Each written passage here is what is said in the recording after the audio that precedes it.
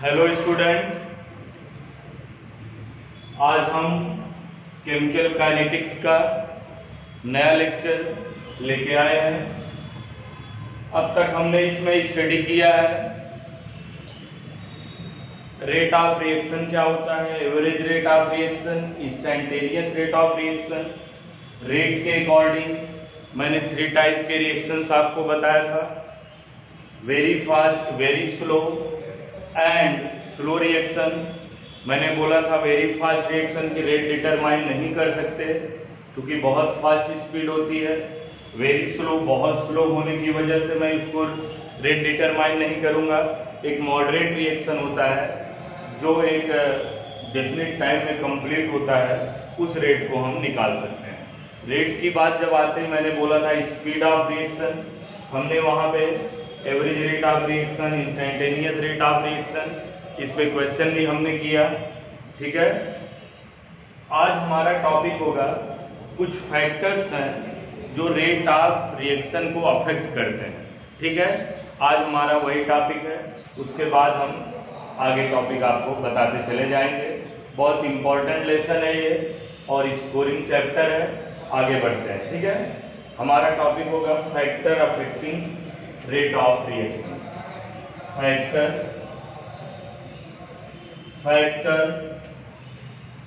Affecting rate of reaction. Rate of reaction को मैं ऐसे राइट करूंगा, आप समझ जाइएगा, थोड़ा सा शार्ट राइट करेंगे।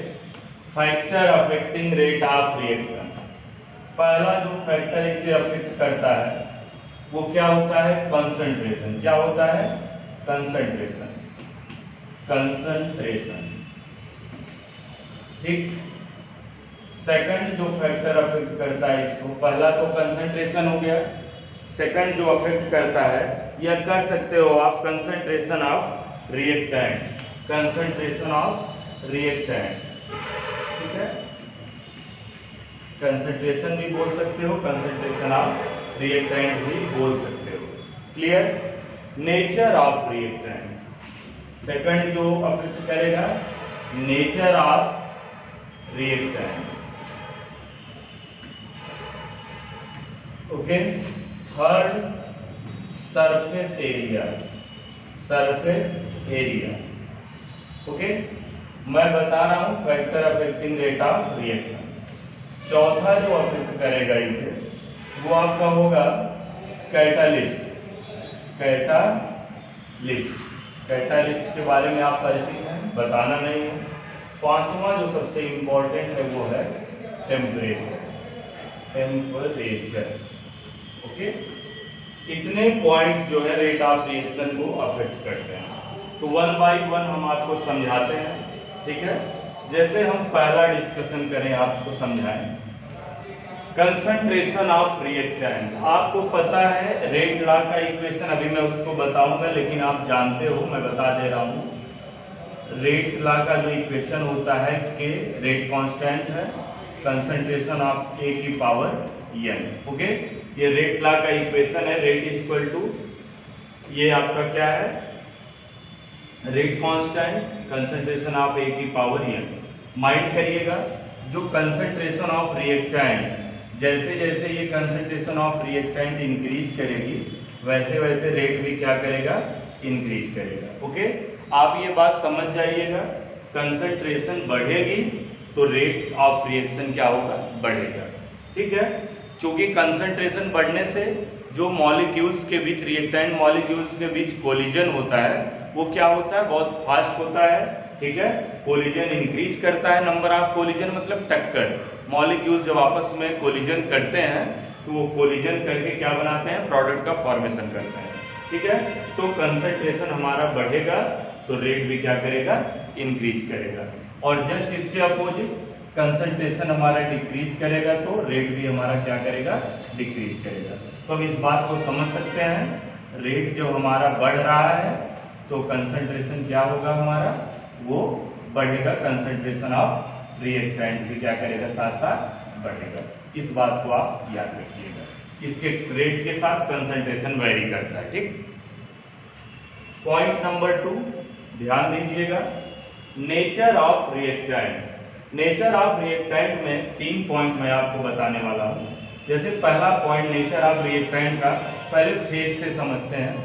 फेज आपके पास 3 होते हैं, कोई भी केमिकल रिएक्शन होता है वो 3 फेज में दिखाई दे सकता है, solid, liquid and gas. Okay, यदि आपका जो रिएक्टेंट है, रिएक्टेंट का phase solid, liquid, gas, gas phase में अगर कोई रिएक्शन वेरी कर रहा है, फेज उसका क्या है, गैसियस फेज है, तो आपको पता है गैस के मॉलिक्यूल्स के बीच फोर्स ऑफ अट्रैक्शन बहुत वीक होता है, फोर्स ऑफ अट्रैक्शन वीक होता है और उनके बीच कोलिजन जो होती है बहुत फास्ट होती है। जहां कोलिजन फास्ट होगा और गैस के मॉलिक्यूल्स की काइनेटिक एनर्जी फास्ट होगी तो वो प्रोडक्ट का फॉर्मेशन भी तेजी से करेंगे। तो गैस मॉलिक्यूल में फोर्स ऑफ अट्रैक्शन वीक होने की वजह से रेट ऑफ रिएक्शन गैस का क्या होता है, सबसे ज्यादा होगा। गैस मॉलिक्यूल्स हैं तो रेट ऑफ रिएक्शन में जो उनका स्पीड होगा वो सबसे ज्यादा होगा कंपेयर देन लिक्विड, और सबसे कम क्या होगा, सॉलिड का। क्लियर है? क्योंकि फोर्स ऑफ अट्रैक्शन पर डिपेंड करता है। Force of attraction are very very very weak in gas और very very strong in solid. Okay, moderate in liquid. Force of attraction की बात आ गई। सेकंड जो बात आती है आपकी, होमोजेनियस रिएक्शन और हेट्रोजेनियस रिएक्शन। आपने 11th में पढ़ा है होमोजेनियस और हेट्रोजेनियस। हेट्रोजेनियस, ओके, होमोजेनियस और हेट्रोजेनियस का मतलब आप क्या जानते हो? होमोजेनियस में आप समझते हो कि फेज का क्या हो, समान फेज हो। फेज क्या हो आपका, सेम हो। कोई केमिकल रिएक्शन है, जैसे आपके पास एक केमिकल रिएक्शन है ए, ये गैस फेज में है, बी क्या है, ये भी गैस फेज में है, जो सी आपका बन रहा है वो भी क्या है, गैस फेज में। रिएक्टेंट प्रोडक्ट की फेज क्या हो, सेम हो, तो उसे होमोजेनियस बोलते हैं। अब आप बोलिए, गैस मॉलिक्यूल जब फेज की बात किया था, फोर्स ऑफ अट्रैक्शन इसका कितना है, बहुत बहुत वीक है। तो ठीक है, जब ये वीक है तो रेट ऑफ रिएक्शन इसमें क्या होगा, तेजी से होगा, बहुत फास्ट होगा। काइनेटिक एनर्जी जो कि गैस मॉलिक्यूल्स की बहुत ग्रेटर होती है फोर्स ऑफ अट्रैक्शन वीक होने की वजह से। तो अभी क्या है, सारा रिएक्टेंट फेज हमारा गैस में है, जो प्रोडक्ट भी बन रहा है तो गैस में है। तो होमोजेनियस और हेट्रोजेनियस में हम हेट्रोजेनियस में डिफरेंट फेज प्रेजेंट होते हैं केमिकल रिएक्शन में। ठीक है, कोई गैस होगा तो दूसरा क्या होगा हमारा, सॉलिड या लिक्विड हो सकता है। अब आप सोचिए, अगर गैस फेज में पूरा रिएक्शन कंप्लीट है हमारा होमोजेनियस फेज में, तो रेट ऑफ रिएक्शन उसका क्या होगा, ग्रेटर होगा।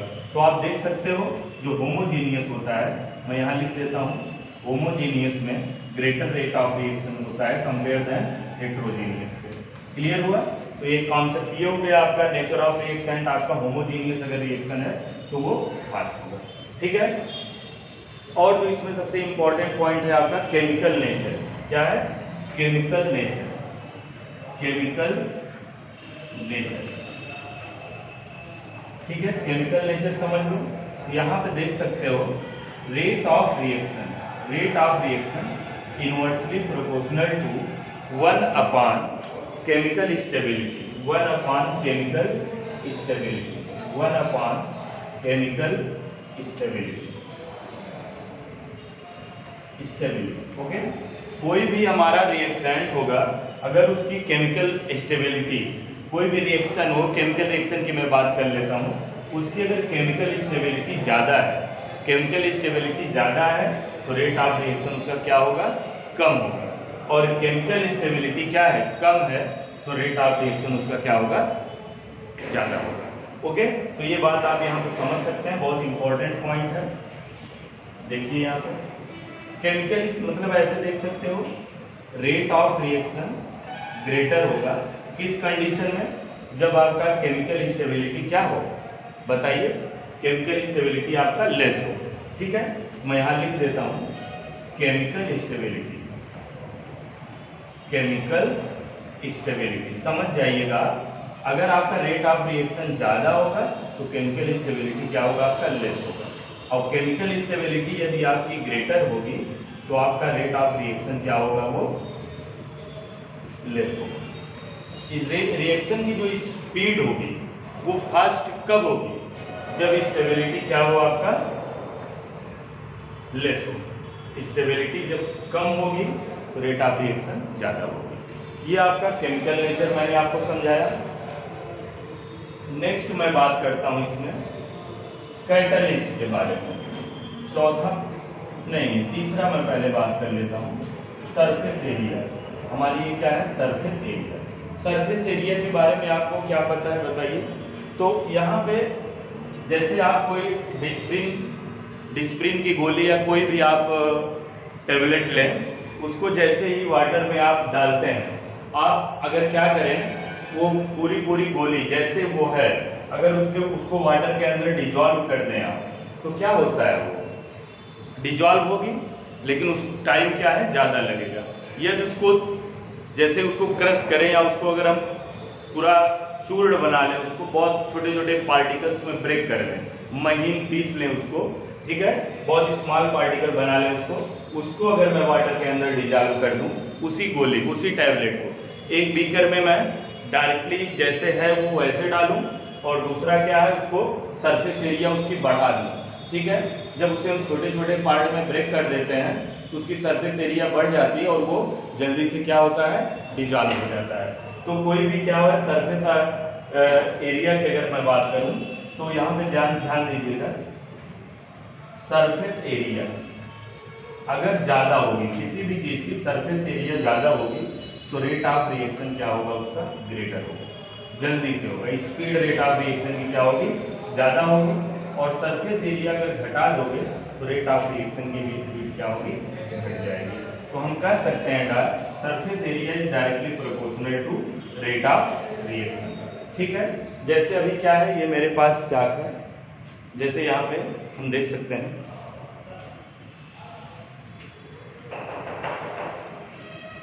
तो यहाँ पे देखिएगा बच्चों, सरफेस एरिया जैसे अभी ऐसे समझ सकते हो, ये चाक है, तो यहाँ पे देखिए इसकी सरफेस एरिया क्या है, ये 1 2 और इधर ये 3 सरफेस एरिया यहाँ पे दिखाई पड़ रही है, ठीक है। जब इसे हम डिजॉल्व करते हैं, पहले तो सरफेस से उसका क्या होता है, किसी भी लिक्विड में अगर वाटर के अंदर हम इसे चॉक को डालते हैं तो पहले क्या होता है, सरफेस एरिया यहाँ पे देखिए, ठीक है, ये इसकी सरफेस एरिया अगर इसे हम ब्रेक कर देते हैं, तोड़ दें चाक को, तो सरफेस एरिया इसकी बढ़ जाएगी 1 2 3, और इधर भी देखिए 1 2 3, तो ये टोटल सरफेस एरिया इंक्रीज कर गई।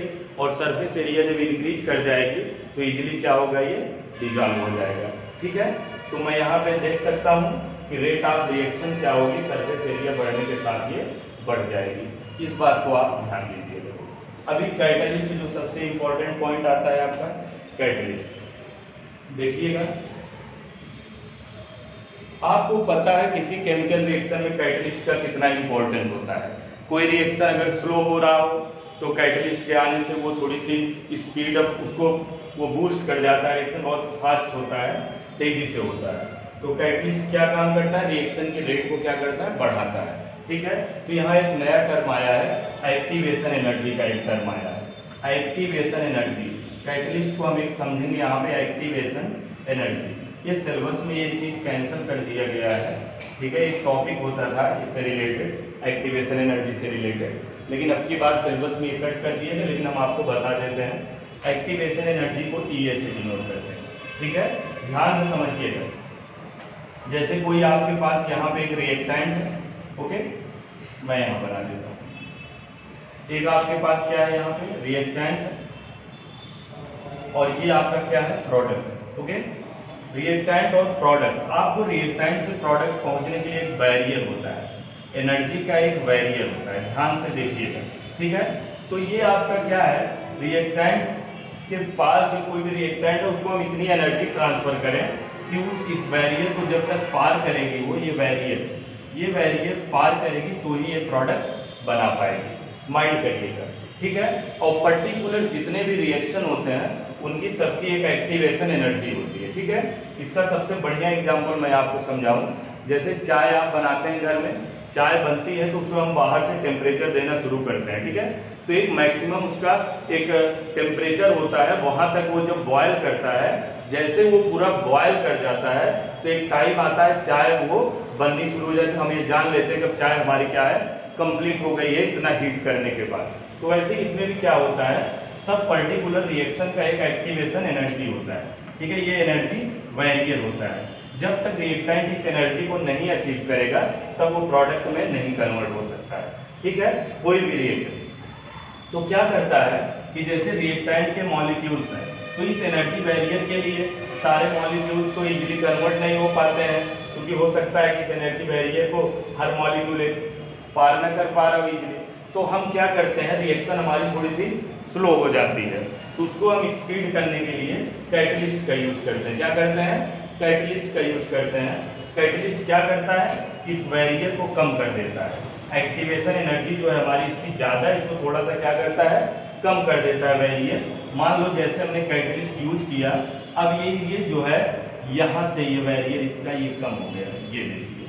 ठीक है, ये मैं यहाँ बता सकता हूँ कि ये कैटलिस्ट जो है आपका दो टाइप का हो सकता है, पॉजिटिव कैटलिस्ट और निगेटिव कैटलिस्ट। पॉजिटिव कैटलिस्ट क्या होता है, रेट ऑफ रिएक्शन को ये बढ़ाता है, और एक निगेटिव कैटलिस्ट होता है रेट ऑफ रिएक्शन को क्या करता है, इंक्रीज कर देता है। क्लियर हुआ।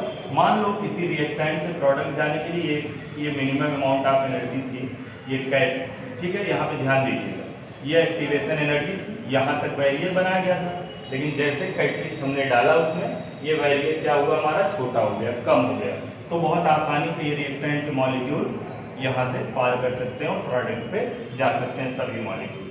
क्लियर है। जैसे आप समझ सकते हो, मैंने मान लो इसमें जब कैटलिस्ट नहीं यूज किया था तो 100 मॉलिक्यूल मैंने लिए थे। कितने, 100 मॉलिक्यूल मान लो रिएक्टेंट के मैंने यूज किए, और वो केवल इधर प्रोडक्ट साइड कितने बने, 80 मॉलिक्यूल एक टाइम पे बने। ठीक है, 80 मॉलिक्यूल। ओके, ध्यान दीजिएगा। लेकिन जैसे ही मैंने कैटलिस्ट यूज किया, ये बैरियर छोटा हो गया, तो इजीली एनर्जी, कम एनर्जी में भी ये क्या कर सकते हैं, प्रोडक्ट में कन्वर्ट हो सकते हैं। 100 यूज किए तो यहाँ पे पूरे 100 मॉलिक्यूल क्या होंगे, प्रोडक्ट में जाके कन्वर्ट हो जाएंगे। तो मैं ये कह सकता हूँ कि कैटलिस्ट के यूज करने से एक्टिवेशन एनर्जी क्या होती है, डिक्रीज कर जाती है। तो आप यहाँ पे यूज कर सकते हो, सिंपल सी बात है, देख लीजिएगा यहाँ पे एक्टिवेशन एनर्जी जो है घटने से रेट ऑफ रिएक्शन बढ़ती है। तो ये कैटलिस्ट के केस में एक्टिवेशन एनर्जी आपकी जो घट जाएगी तो आपका रेट ऑफ रिएक्शन क्या होगा, बढ़ जाएगा। इंपॉर्टेंट बात है, ध्यान दीजिएगा। ये कब किस केस में हुआ, कैटलिस्ट के केस में हुआ, कैटलिस्ट। माइंड करिएगा, जैसे आप कैटलिस्ट लाएंगे, कैटलिस्ट का काम है इस बैरियर एनर्जी बैरियर को कम करना। ठीक है, और मैं बोल दिया हूं कि सभी रिएक्शन की अपनी एक्टिवेशन एनर्जी होती है। क्लियर है, पर्टिकुलर, और ये कांस्टेंट होती है हर रिएक्शन के लिए, बात याद रखिएगा। जब तक इस एक्टिवेशन एनर्जी को कोई रिएक्शन अचीव नहीं करता है, इसीलिए कैटलिस्ट का यूज किया जाता है कि रिएक्शन आसानी से प्रोडक्ट का फॉर्मेशन कर सके। कैटलिस्ट निगेटिव भी होता है, जो एक्टिवेशन एनर्जी को अगर मैं यहाँ पे फिक्स हूँ तो निगेटिव कैटलिस्ट क्या होगा, वो जो है एक्टिवेशन एनर्जी बहुत ज्यादा बढ़ा देगा।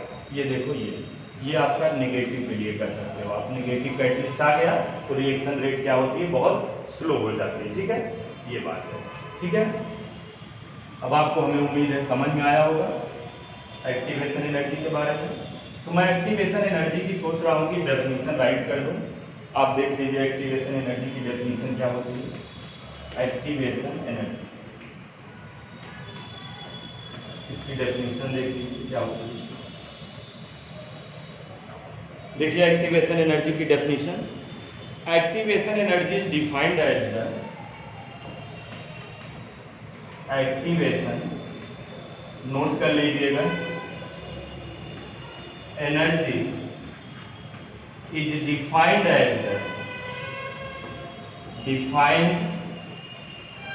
The minimum amount of extra energy required, minimum amount of extra energy required, extra energy required, spelling कोई मिस्टेक हो तो आप देख लीजिएगा। एक्स्ट्रा एनर्जी रिक्वायर्ड, जैसे यहाँ पे आई, extra energy required by a reacting molecule, by a reacting molecule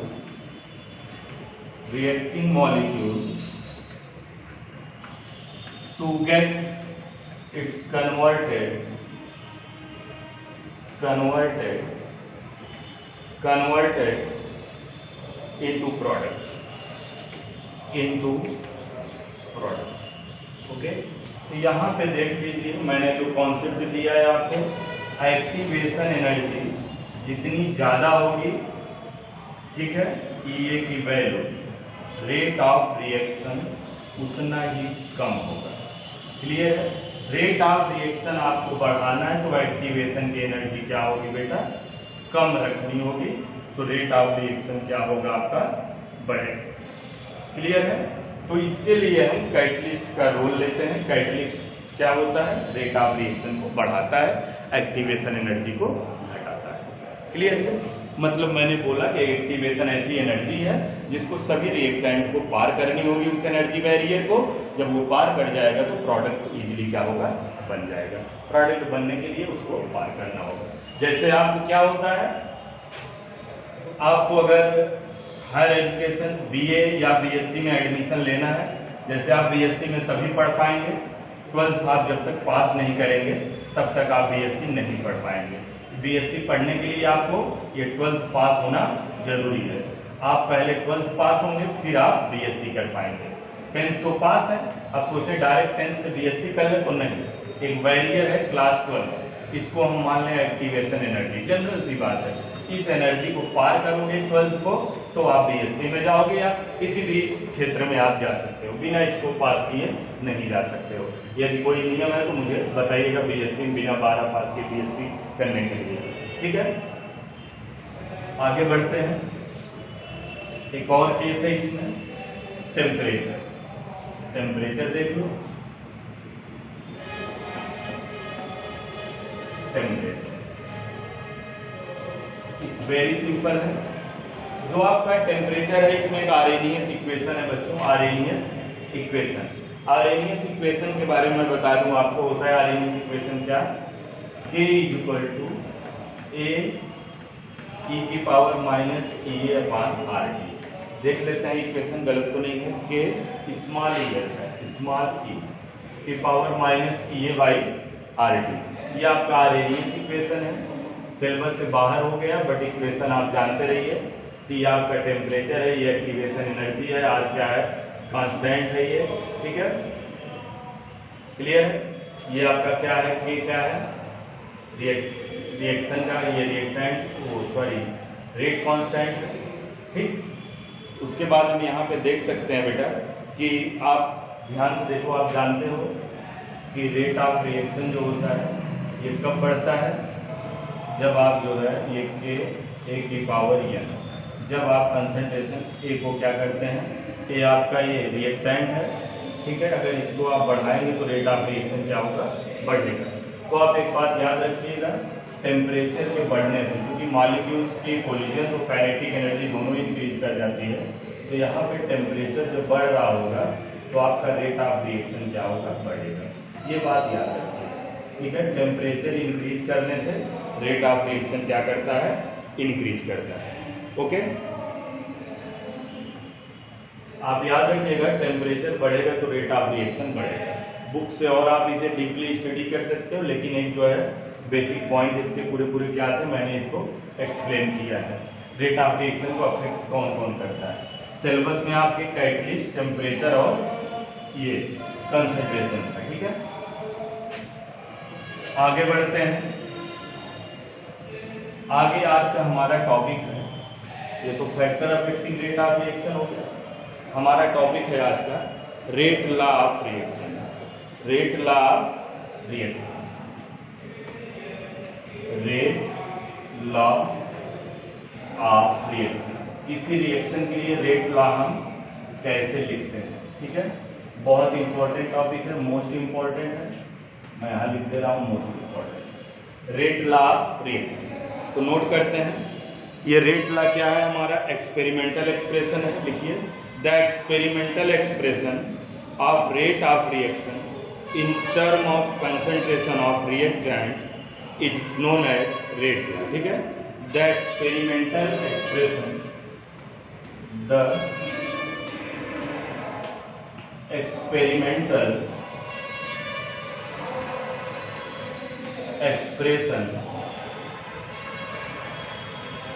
the experimental expression of rate of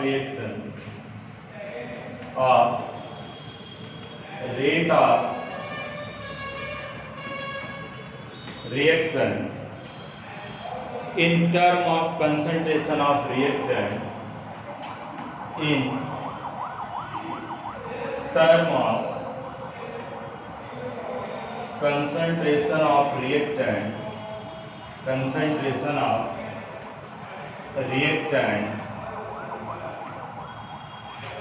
is called rate law.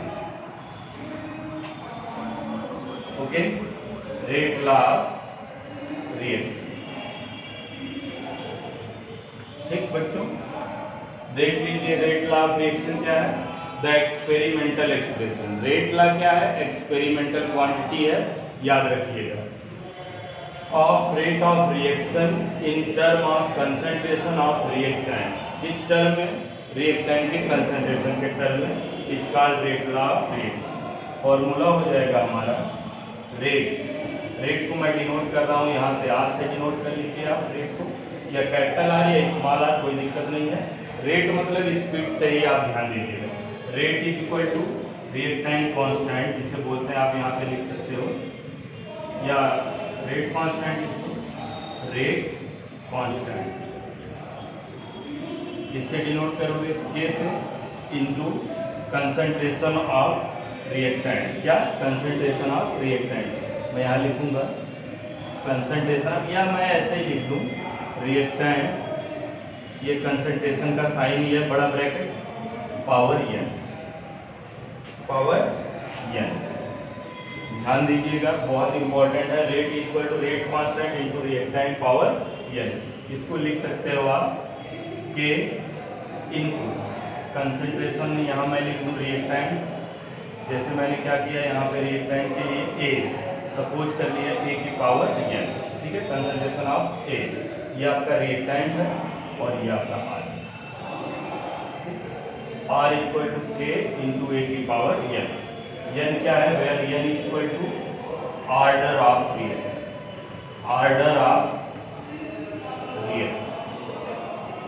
ध्यान दीजिए, n equal to order of reaction. आगे देखिएगा, एक इन जनरल रिएक्शन है। इन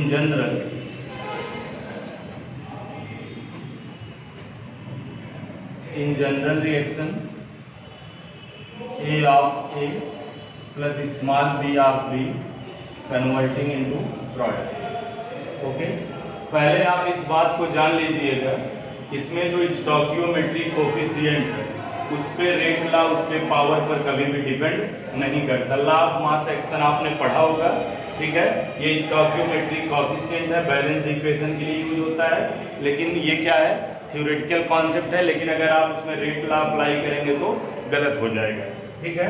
तो रेट लॉ क्या हो जाएगा इसके लिए? रेट इक्वल टू क्या हो जाएगा? के कंसंट्रेशन ऑफ ए की पावर x इंटू बी की पावर y, ये याद रखिएगा, ठीक है। x और y क्या है आपका? ये ऑर्डर ऑफ रिएक्शन है, आप ध्यान दीजिएगा। Rate equal to K A की पावर x बी की पावर y। तो यहाँ पे the values of experiment exponent x and y are found experimentally, ठीक है। यहाँ पे लिखो the values of x and y are found experimentally.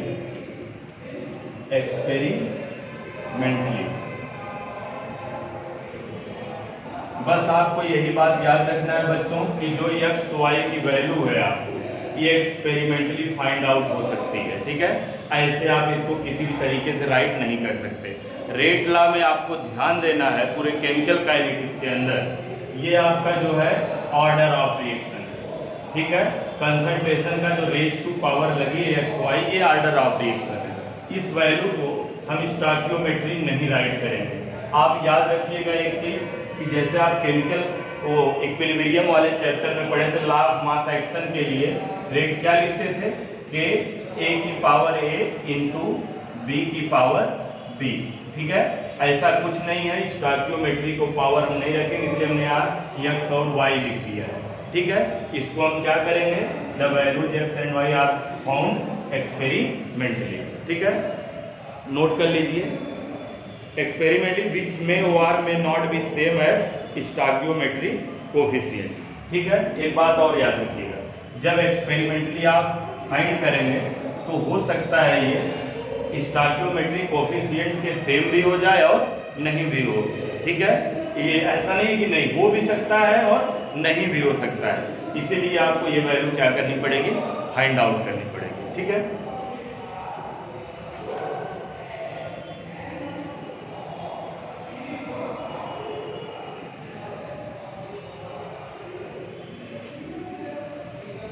Rate law of reaction बहुत इंपॉर्टेंट टॉपिक है ये, आप बिल्कुल कंफ्यूज मत होइएगा। नेक्स्ट इसमें हम जो है आपको बताएंगे रेट कांस्टेंट क्या होता है। ठीक है, रेट कांस्टेंट जो के आया है उसके बारे में डिस्कशन करेंगे। रेट लॉ मैंने अभी देखा, क्या रेट लॉ क्या था आपका, के कंसंट्रेशन ऑफ ए की पावर n, ये हमारा रेट लॉ का एक फॉर्मूला है। क्लियर है, टाइम की concentration raise to power n, n क्या है आपका, ऑर्डर ऑफ रिएक्शन। ठीक है, तो यहाँ पे आप ध्यान दीजिएगा, रेट कांस्टेंट ये के क्या होता है इसके बारे में जानेंगे। रेट कांस्टेंट के, ओके, जैसे आपके पास बेटा एक केमिकल रिएक्शन है, नोट करते हैं, एक केमिकल रिएक्शन है। In a chemical reaction, in a chemical reaction, ध्यान दीजिएगा, N1A plus N2B, then form of product P कर देते हैं, सीधा ऐसे लिख दीजिए प्रोडक्ट। ओके, तो यहाँ पे देखें according to law of mass action, इसमें लगाए according to law of mass action, according to law of mass action क्या होगा बताइए, इस पर लॉ ऑफ मास एक्शन आप लगाएंगे तो according to law of mass action, तो रेट इज इक्वल टू क्या आएगा, बोलिए, के कंसंट्रेशन ऑफ ए की पावर स्टोइकियोमेट्री क्या है, n1 है, इनटू बी स्टोइकियोमेट्री आपका क्या है, n2। देख लीजिए यहाँ पे कॉन्सेप्ट है लॉ ऑफ मास एक्शन, ये कंसंट्रेशन जो है इसके पावर जो है आपकी n1 और n2 वैल्यू है बैलेंस्ड इक्वेशन वाली, लेकिन जब आप रेट लॉ फाइंड करेंगे बेटा तो ये स्टोइकियोमेट्री की वैल्यू यहाँ कभी भी राइट नहीं होगी। ये बात आप हमेशा के लिए याद रखिएगा। वहां पे क्या होगी, ये एक्सपेरिमेंटल वैल्यू है, इसे हम फाइंड आउट करेंगे एक्सपेरिमेंटली तो इसे राइट कर सकते हैं। ठीक है, ये बैलेंस इक्वेशन है, ये कौन सी एक्सपेरिमेंटल वैल्यू है, आप बैलेंस अपने तरीके से कर सकते हैं कोई भी इक्वेशन। ठीक है, लेकिन वो क्या होगी, एक्सपेरिमेंटल वैल्यू होगी, जो यहाँ पे कंसंट्रेशन बढ़ने और घटने के साथ यहाँ की वैल्यू क्या होगी, चेंज करेगी। ठीक है, तो यहाँ पे लिखेंगे but according to rate law, but मैं यहाँ पे लिख रहा हूँ but according to rate law, but according to rate law क्या हो जाएगा, according to rate law rate is equal to क्या हो जाएगा, के ए की पावर x इंटू बी की पावर y, बी की पावर y। ध्यान दीजिए यहाँ पे मैंने क्या लिख दिया, raise to power x y. Rate law में पावर स्टोइकियोमेट्री नहीं है, लेकिन रेट ऑफ रिएक्शन वो लॉ ऑफ मास एक्शन में रेट की पावर स्टोइकियोमेट्री के बराबर है। इससे आप समझ सकते हैं n1 है और यहाँ x है, n2 है, ये y है। ये जो आपका एक्स वाई की वैल्यू है ये एक्सपेरिमेंटली फाउंड की जाएगी। ठीक है, ये आपका हो गया। तो यहाँ पे आप अगर मान लीजिए लेट माना concentration of A equal to concentration of B equal to 1 mole per litre, 1 mole per litre. मान लो इसकी कंसंट्रेशन कितनी है, 1 मोल पर लीटर, तो आपका रेट किसके बराबर हो जाएगा, रेट इज इक्वल टू के बराबर हो जाएगा। ओके, रेट की डेफिनेशन यहाँ से क्या निकलेगी, के। यदि कंसंट्रेशन ऑफ रिएक्टेंट हमने 1 मोल ले लिया या यूनिट कंसंट्रेशन ले लिया तो रेट किसके बराबर होगा, रेट कांस्टेंट के बराबर होगा। यहाँ लिख सकते हैं rate of reaction at unit concentration of reactant, rate of reaction, लिख लो definition, rate of reaction, rate of reaction at unit concentration of reactant, at reactant की कंसंट्रेशन क्या है, unit a, rate of reaction at unit concentration of reactant is called rate constant, rate constant. Clear है बच्चों? ध्यान दीजिएगा यहाँ पे, अगर मैंने कंसंट्रेशन क्या ले ली, 1 ले ली, तो रेट किसके बराबर होगा, रेट कांस्टेंट के बराबर होगा। ठीक है, या इसे बोलते हैं स्पेसिफिक रिएक्शन रेट, इसे हम क्या बोलते हैं बेटा, स्पेसिफिक रिएक्शन रेट, वो आप कह सकते हो इसे स्पेसिफिक रिएक्शन रेट।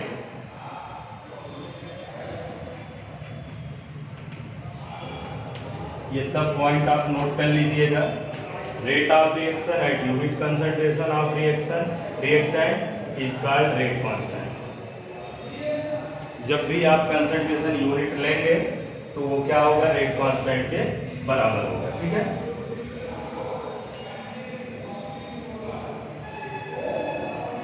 बिल्कुल परेशान होने की जरूरत नहीं है, बहुत सरल लेसन है। अभी इस पे क्वेश्चन करेंगे तो सब बातें आपको समझ में आएंगी। ठीक है, एक स्टार बना के पॉइंट लिख लीजिए, पॉइंट मैं लिखता हूं। ठीक है, rate constant does not depend on concentration of reactant. Okay, rate constant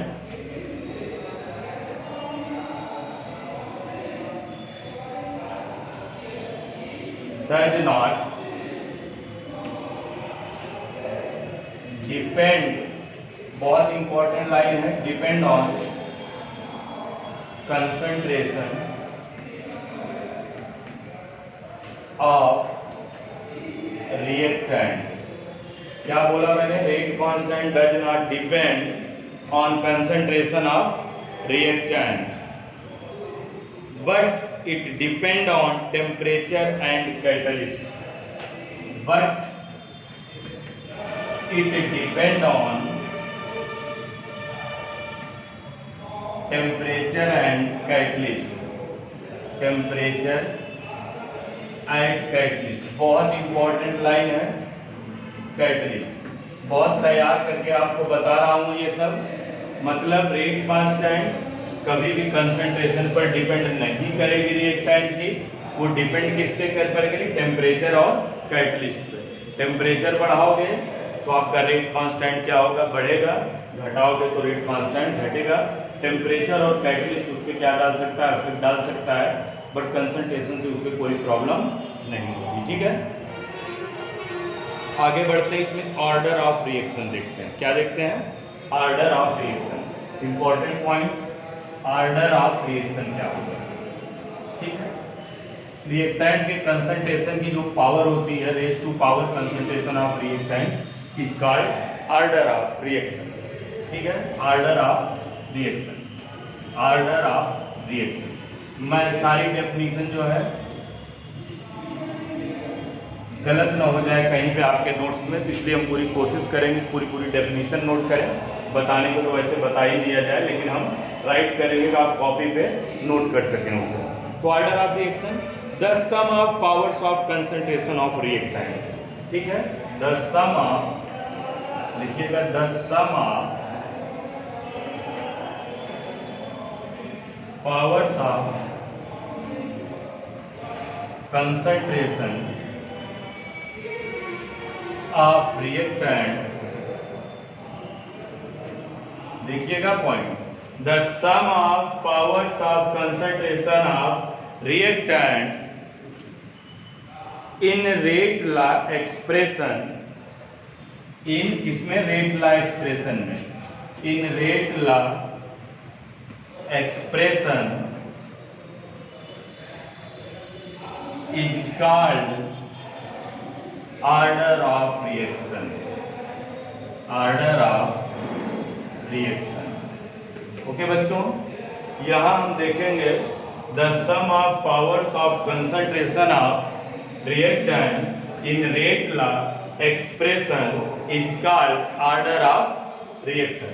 तो बच्चों देखते हैं यहाँ पे हमें पता है कि यहाँ आप देखते हो रेट इज इक्वल टू क्या होता था के ए की पावर x b की पावर y। ओके, यहाँ पे ध्यान से देखिएगा x y आपका क्या था ऑर्डर ऑफ रिएक्शन, ठीक है।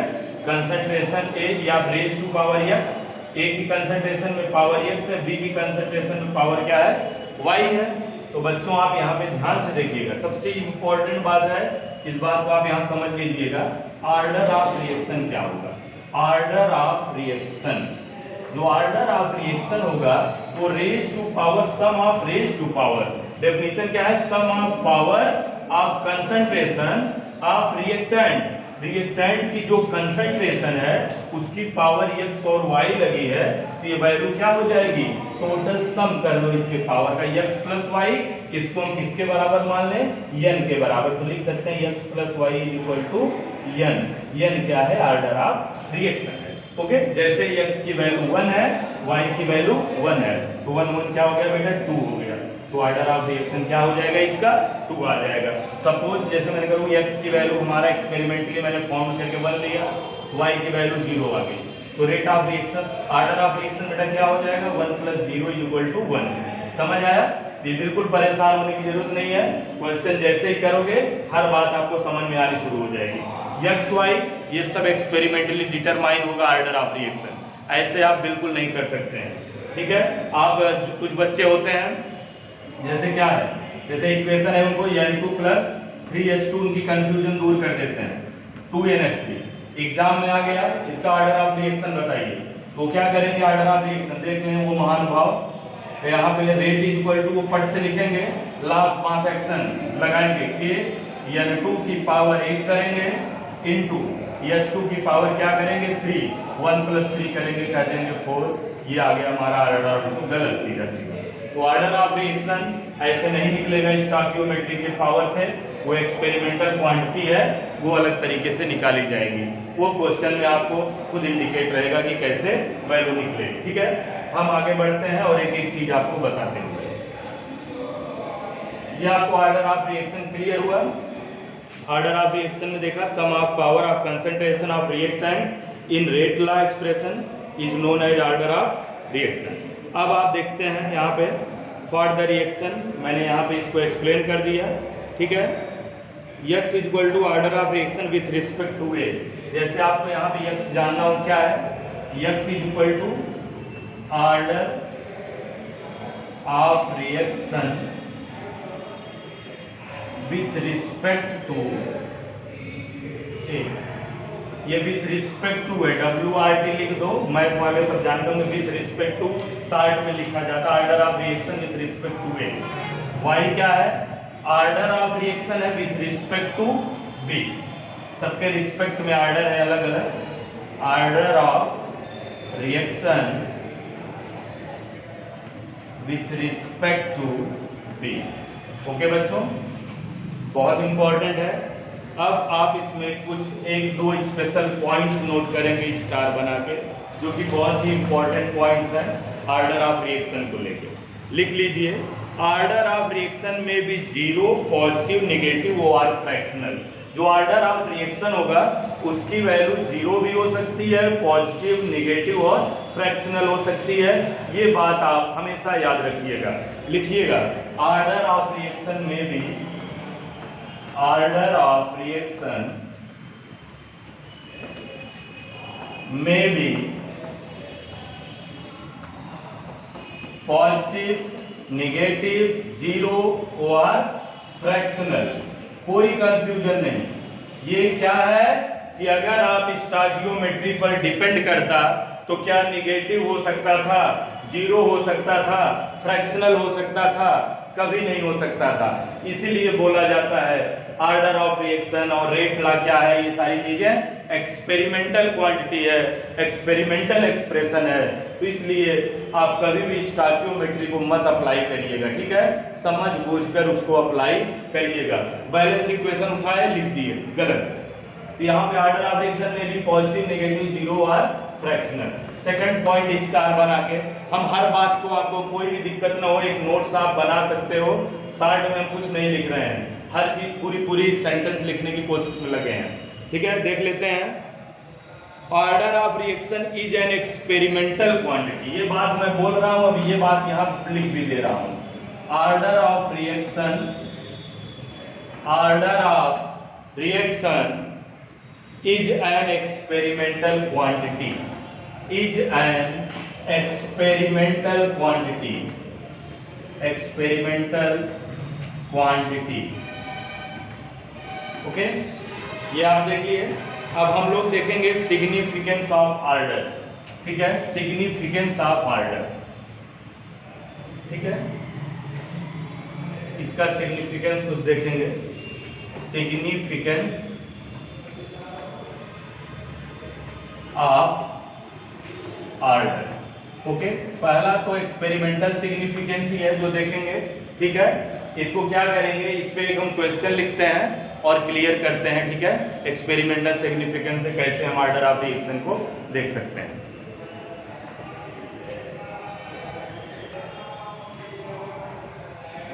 बच्चों यहां देख रहे हैं हम सिग्निफिकेंस ऑफ ऑर्डर, यहां पे स्टार बना के मैं पहला पॉइंट दे रहा हूं, the change in rate of reaction.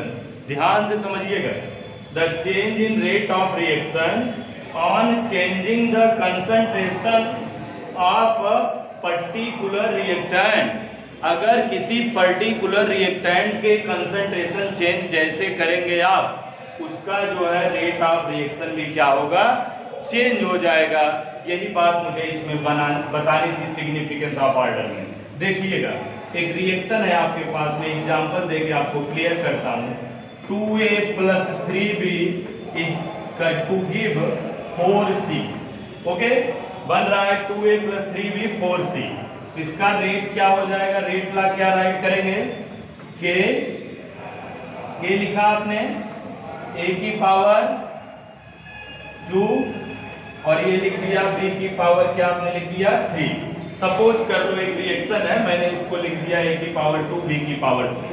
ध्यान दीजिएगा यहाँ पे, यदि a की कंसंट्रेशन आप 2 टाइम इंक्रीज करते हैं बेटा, a की कंसंट्रेशन कितने टाइम इंक्रीज करते हैं, 2 टाइम इंक्रीज करते हैं। जैसे इसको 2a करते हैं, a की कंसंट्रेशन क्या करते हैं 2a, तो 2 2 जा क्या हो जाएगा, स्क्वायर लगा है, इसकी वजह से जो पावर लगी है 4 टाइम। मतलब बेटा 2 टाइम अगर एक रिएक्टेंट कंसंट्रेशन इंक्रीज करेंगे तो रेट 4 टाइम क्या करेगा, इंक्रीज कर जाएगा। यदि मैं इसे 3 टाइम इंक्रीज कर दूं, ए की कंसंट्रेशन कितना इंक्रीज करूं, 3 टाइम। बेटा जैसे इसको हम 3 टाइम इंक्रीज करेंगे तो ये क्या होगा, 3 की पावर 2 हो जाएगा, और 3 की पावर 2 होते ही क्या हो जाएगा, ये 9 टाइम क्या करेगा, इंक्रीज कर जाएगा। क्लियर हुआ?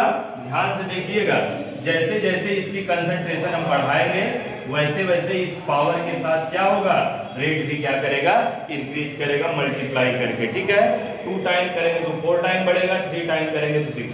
बी में देखते हैं, बी को यदि बेटा हम 2 टाइम्स बढ़ाते हैं, इसको 2 टाइम्स बढ़ाएंगे तो 2 की पावर 3 है, रेट 8 टाइम क्या करेगा, इंक्रीज कर जाएगा। तो हम इसे बोल सकते हैं ए के रिस्पेक्ट में इसकी जो है रिएक्शन ऑर्डर कितना होगा, 2। जैसे ए के रिस्पेक्ट में रिएक्शन का ऑर्डर कितना होगा, 2, और बी कंसंट्रेशन ऑफ बी है तो इसके रिस्पेक्ट में ऑर्डर कितना होगा, 3। ए के रिस्पेक्ट में ऑर्डर 2, बी के रिस्पेक्ट में ऑर्डर क्या हो गया आपका, 3। ध्यान दीजिएगा, मैंने बोला कि अगर ये बढ़ाएंगे तो रेट बढ़ेगा और बी बढ़ाएंगे तो उसके ऑर्डर में क्या होगा, रेट भी चेंज होगा। ये सिग्निफिकेंस था। ठीक है, और एक देखते हैं experimental determination of order of reaction. ठीक है, एक और signification experimental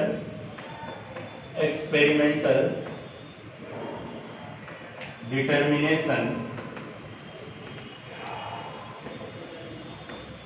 of order of reaction.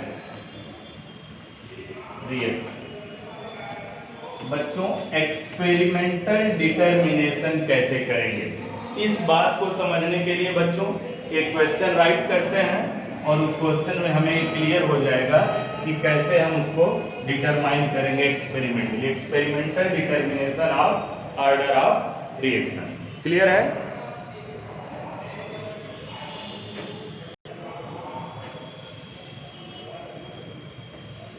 यहाँ पे बच्चों क्वेश्चन है हमारा, मैंने कहा कि एक्सपेरिमेंटल सिग्निफिकेंस के लिए आप ऑर्डर ऑफ रिएक्शन एक्सपेरिमेंटली देखते हैं और क्वेश्चन लेते हैं। इंपॉर्टेंट क्वेश्चन है, देखिएगा इसको। Give the following data for the reaction A plus B product. A plus B to give product के लिए बेटा एक डेटा दिया गया है हमें। क्या डेटा है? 3 बार एक्सपेरिमेंट किया गया है। Experiment number 1, 2, 3, concentration of A, B और उसका रेट। पहले एक्सपेरिमेंट जो किया गया तो ए की कंसंट्रेशन 1 थी, बी की क्या थी? कंसंट्रेशन 2 थी। तो रेट कितना था बेटा? 4 था। सेकंड एक्सपेरिमेंट में कंसंट्रेशन ए की 2, बी की भी 2 और रेट उसका आया 4। तो एक्सपेरिमेंट नंबर यहाँ पे हम देखते हैं 3 जब किया गया तो ए की कंसंट्रेशन 2 थी, बी की 4 थी, रेट उसका कितना हो गया? 16। हमसे पूछा जा रहा है what is the rate law equation and order of reaction. Okay, इसका सलूशन हम स्टार्ट करेंगे। रेट लॉ इक्वेशन हमसे पूछ रहे हैं तो पहले हम जनरल रिएक्शन रेट लॉ का लिखेंगे। क्या है? We know that rate law is given by, हम क्या जानते हैं? We know that rate law. कभी भी ऐसे क्वेश्चन को पहले आप रेट लॉ लिख लें। Rate law is given by, क्या है rate law? R is equal to K A की पावर x इंटू बी की पावर y। हम जानते हैं R इज इक्वल टू क्या जानते हैं? R is equal to K A की पावर x और b की पावर y। ये बच्चों रेट लॉ का आपका क्या हो गया? इक्वेशन हो गया। तो हम यहाँ पे अब ध्यान देंगे, एक्सपेरिमेंट नंबर 1 और 2 को हम यहाँ पे लेंगे। एक्सपेरिमेंट नंबर 1 और 2 को कंसीडर करेंगे। देखिए, put the value of experiment number 1 and 2, इसको हम मान लेते हैं इक्वेशन नंबर 1। यहाँ लिखते हैं put the value of experiment, short में लिखते हैं number 1 and experiment number 2 in equation 1। बच्चों, जो एक्सपेरिमेंट 1 और एक्सपेरिमेंट 2 है, इसकी वैल्यू को हम इक्वेशन 1 में रखते हैं। तो क्या हो जाएगा बच्चों? R इज इक्वल टू जो आएगा आपका निकल के ए की कंसंट्रेशन कितना है बच्चों? 1 है, 1 की पावर x और b की कंसंट्रेशन कितना है? 2 की पावर y। R के 1 की पावर x और यहाँ पे 2 है, b की वैल्यू y। इक्वेशन नंबर 1 हो गया। ये इक्वेशन नंबर क्या हो गया बेटा? 1 हो गया। एक्सपेरिमेंट नंबर 1 और 2 को मैंने देखा यहाँ पे, पहले तो 1 के लिए मैंने रखा, अब फिर यहाँ दूसरा रखता हूँ। R इज इक्वल टू क्या हो जाएगा? एक्सपेरिमेंट नंबर 2 के लिए डेटा क्या था आपका? K 2 की पावर x और ये भी हो जाएगा क्या? 2 की पावर y। इक्वेशन नंबर 2 था और ये इक्वेशन नंबर कितना हो गया? 3 हो गया। ध्यान दीजिएगा, क्या ये बात आपको समझ में आ रही है? ठीक है। यहाँ रेट की वैल्यू क्या दी गई है? इस पहले इक्वेशन के जो हमने बनाया अभी, एक्सपेरिमेंट नंबर 1 से रेट लिखा, तो रेट की वैल्यू कितनी है? 4 है। यहाँ पे भी रेट की वैल्यू दूसरे एक्सपेरिमेंट के लिए कितनी थी? 4 थी। कंसंट्रेशन ए और बी मैंने दोनों में क्या किया? पुट कर दिया। ठीक है। तो अब यहाँ पे हम लिखेंगे डिवाइडिंग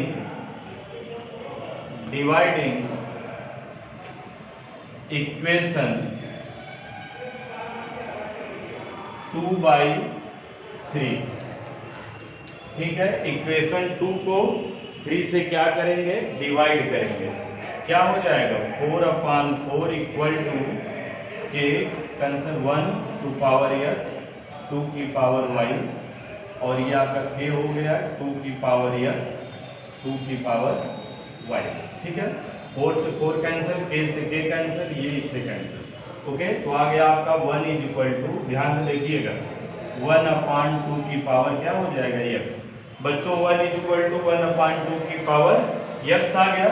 तो इसे मैं क्या लिख सकता हूँ? अगर मैं इसे 1/2 बनाऊं तो एक हमारा जो है कोई भी रियल नंबर हो, अगर उसको हम 0 से एक्सपोनेंट की पावर उसका जो है 0 लगाएं। जैसे ए हमारा कोई रियल नंबर है, अगर ये पावर 0 होता है जिसकी वैल्यू क्या आती है, यूनिट 1 आती है।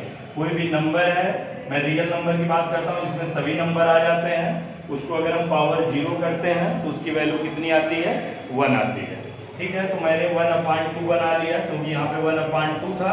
मैं क्या करता हूँ, बेस को सेम करूंगा लेफ्ट और राइट साइड में, इक्वल टू 1/2 की पावर यस और ये 1/2 की पावर 0। इसके वैल्यू यहाँ पे मैं लिख देता हूँ 1/2 की पावर 0 की वैल्यू क्या होगी, 1 होगी। तो पावर वैल्यू जब यहाँ पे बेस सेम है लेफ्ट राइट में, तो पावर को इक्वल कर लेंगे, x is equal to 0। x की वैल्यू क्या आ गई बेटा, 0 आ गई। ठीक है, अब हम क्या करेंगे, put the value of experiment 2 और 3। इक्वेशन 1 में 2 और 3 एक्सपेरिमेंट की वैल्यू को पुट करेंगे, नोट करिएगा। ठीक है, यहाँ पे हम इसे मिटा रहे हैं, देखिएगा।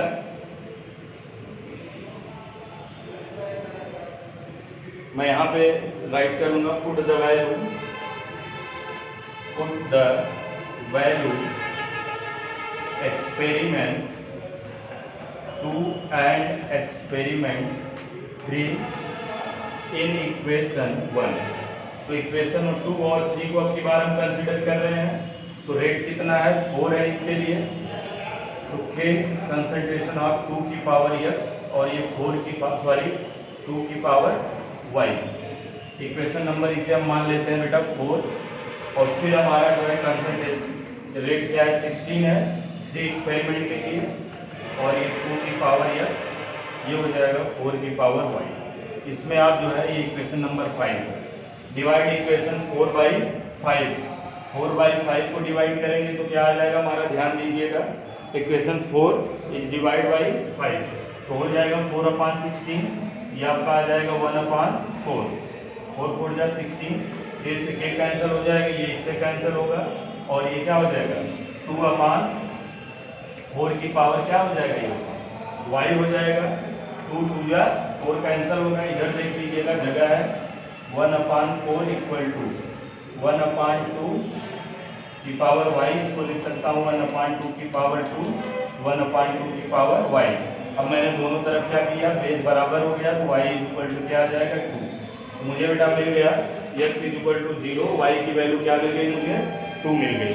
तो हम क्या करेंगे, order of reaction with respect to a 0, a order of reaction with respect to a. अगर मैं वैल्यू पुट करना चाहूँ यहाँ पे इक्वेशन 1 में एक्स वाई की, तो हो जाएगा रेट इक्वल टू बेटा k, a की पावर x की वैल्यू 0 आ गई, और v की पावर वैल्यू कितनी आ गई, y की जगह पे 2 आ गई।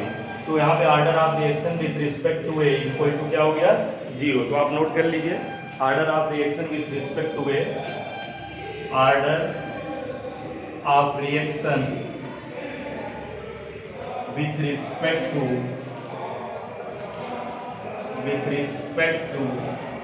a is 0 and with respect to